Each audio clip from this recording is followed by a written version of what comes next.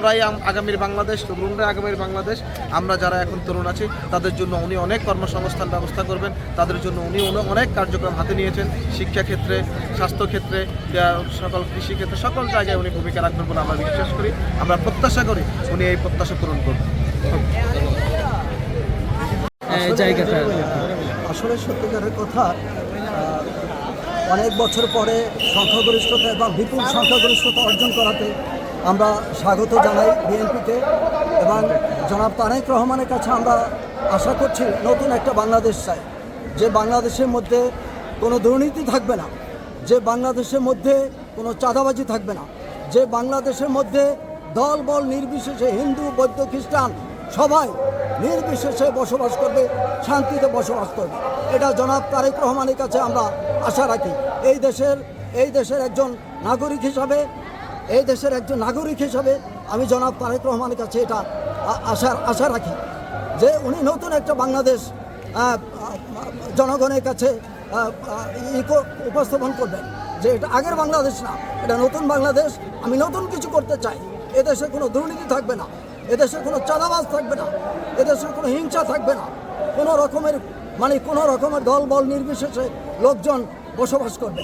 এটা আমার ব্যক্তিগত মতামত। এই জন্য আমি বিএনপিতে ভোট দিয়েছি। হ্যাঁ, আমার পুরো পরিবারই আমরা বিএনপি পরিবার। আমার গ্রামের বাড়ি মাদারীপুর, কালকিনি থানা। আপনার কাছে একটা প্রশ্ন, যে কিছু কিছু দল মুক্তিযুদ্ধদের বিপক্ষে যাওয়ার চেষ্টা করে, তারা নানা বিভ্রান্তিকর। সব থেকে বড় বিষয় হলো যে আমার দলের প্রধান জনাব জিয়াউর রহমান, প্রেসিডেন্ট জিয়াউর রহমান, বীর মুক্তিযোদ্ধা বীর উত্তম, উনি প্রেসিডেন্ট ছিলেন। ওনার সহধর্মিনী বেগম খালেদা জিয়া তিনবারের দেশের প্রধানমন্ত্রী। হ্যাঁ, ওনার আদর্শকে আমরা লালন করি। ওনার আদর্শ উনি যা রেখে গেছে, ওনার আদর্শকে আমরা ধরে রাখতে চাই, এবং ভবিষ্যতে ওনাকে আমরা মনে করি নতুন বাংলাদেশ হিসাবে তার জনাব তারেক রহমানের কাছে আমরা আশা করি নতুন একটা বাংলাদেশ। আপনার কাছে আরেকটি বিষয় জানতে চাই, যে ফজলুর রহমান যিনি মুক্তিযুদ্ধের বিষয়ের পক্ষে কাজ করে এতদিন যাবত আসছেন, এবং কিছু ভোট আইডি দিয়ে তাকে বিভ্রান্তিকর চেষ্টা করা যাচ্ছে এবং তাকে অপপ্রচার করার চেষ্টা করতেছে, এই বিষয়ে আপনার কতটুকু? জনাব ফজলুর রহমান সাহেবের ব্যাপারে আমার আসলে উনি বীর মুক্তিযোদ্ধা, ওনার ব্যাপারে আসলে উনি এত উঁচু মাপের মানুষ এবং উনি খুব ভালো মানুষ। আমি ওনার ব্যাপারে আসলে কোনো মন্তব্য করব না। তবে উনি ভালো মানুষ না হলে এই অবস্থায় উনি যেভাবে জয়যুক্ত হয়েছেন, এটা উনি ভালো মানুষ না হলে এটা সম্ভব না। এটা আপনাদেরকে বুঝে নিতে হবে। আমরা দেখেছি যে কিছু সময় আগেও এই কিছু করেছেন বিষয়টা। ইনশাল্লাহ মোটামুটি ভালোভাবে উপভোগ করছে, সবাই আনন্দ নির্বাচন উপভোগ করছে। আমাদের গণতান্ত্রিক মা এবং খালেদা জিয়া দেশের জন্য যে লড়াই করে গেছেন, কালকে মানবের নির্বাচনের মাধ্যমে সেটা প্রমাণিত হয়েছে আর কি। সবাই উৎসবমুখরভাবে নির্বাচন পালন করছে। জনাব তারেক রহমান কতটা ভূমিকা রাখতে পারবেন আসলে এই নির্বাচনের মধ্যে, বিজয়ের মধ্যে দিয়ে? আমাদের ধারণা উনি 100% ভূমিকা রাখতে পারবেন, কারণ জিয়াউর রহমানের আদর্শ তার ভিতরে আছে এবং খালেদা জিয়ার আদর্শ তার ভিতরে আছে, এবং সে মোটামুটি যোগ্য নেতা আমরা মনে করি।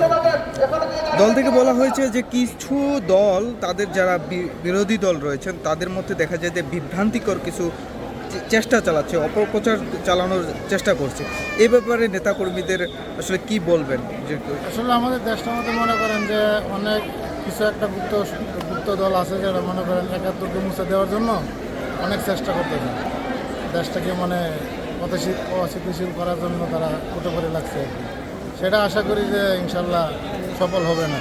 আচ্ছা, কেন তারা মুক্তিযুদ্ধের বিপক্ষে যাচ্ছে? আসলে এটা কি চাচ্ছে? আসলে সেটা তো আর আমরা বলতে পারবো না। এটা তাদের, সবাই তো আর দেশপ্রেমিক হয় না, সবাই দেশকে মন থেকে ভালোবাসতে পারে না। কিছু মানুষ মনে করেন তাদের স্বার্থ উদ্ধারের জন্য আর কি রাজনীতি করে।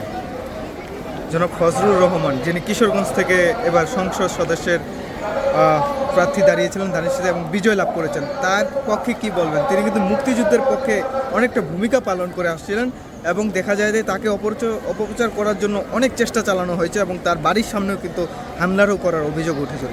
এই যে আপনি বললাম না যে কিছু গুপ্ত লোক আছে যারা মনে করেন দেশে ভালো চায় না, মুক্তিযুদ্ধের পক্ষে না, তারা অবশ্য ষড়যন্ত্রকারী, তারা ষড়যন্ত্র করবে।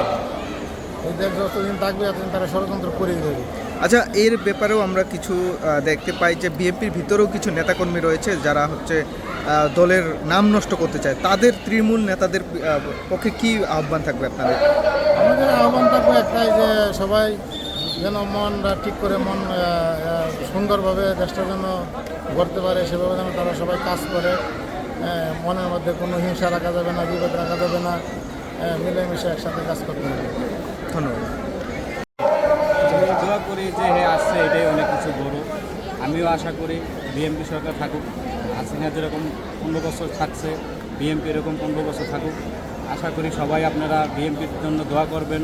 তার মা মারা গেছে, এটার জন্য সবাই আজকে দোয়া করা হয়েছে মসজিদে, সবাই সারা বাংলাদেশে সবাই দোয়া করবেন এটার জন্য। আসলে কেমন পরিস্থিতির মধ্যে এবারকার নির্বাচন হয়েছে এই বিষয়টা জানাবেন। খুব সুন্দর নির্বাচন হয়েছে, জীবনে প্রথম ফার্স্ট ভোট দিতে পারছি। সারা বাংলাদেশে সবাই সুস্থভাবে নির্বাচন দিচ্ছে, ভোট দিতে পারছে, কোনো গ্যাঞ্জাম হয় নাই, ভালোই হয়েছে।